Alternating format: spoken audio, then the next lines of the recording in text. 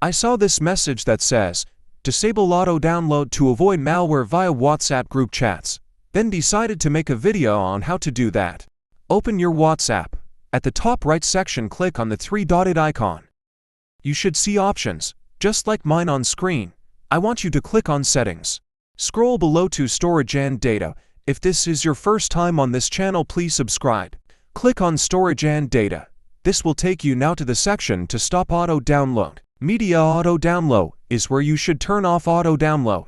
Click on when using mobile data and toggle off every option there, and OK.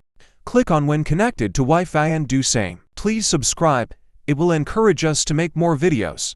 Click on when roaming and do the same.